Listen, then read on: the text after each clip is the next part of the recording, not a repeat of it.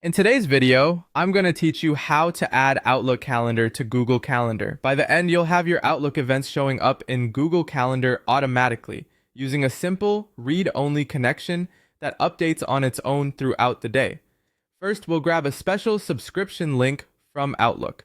Open Outlook in your browser and switch to the calendar view. In the list of calendars on the left, hover over the calendar you want to bring into Google. Click the More option, then choose Sharing and Permissions. Here, you can either share the calendar to yourself, or, if you see it, use the Publish Calendar option. The goal is to generate a link that ends in bots ICs. Before you copy it, set the permission to Can View All Details so Google can display full event information. Make sure you copy the ICS link, not the HTML link. The ICS link is the one Google can subscribe to. Treat that link like a private address, because anyone with it can see your calendar's details.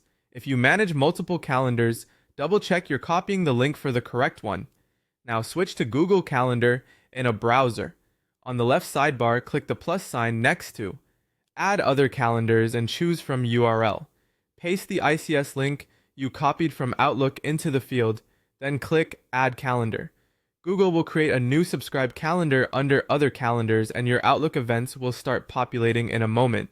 If you don't see them right away, give it a minute to sync. Google fetches updates from the link automatically every few hours, so new or changed events in Outlook will flow into Google without you doing anything else. A few tips to keep things smooth. This is a one-way, read-only subscription. You'll make changes in Outlook, and they'll appear in Google after Google refreshes. Editing in Google won't push changes back to Outlook.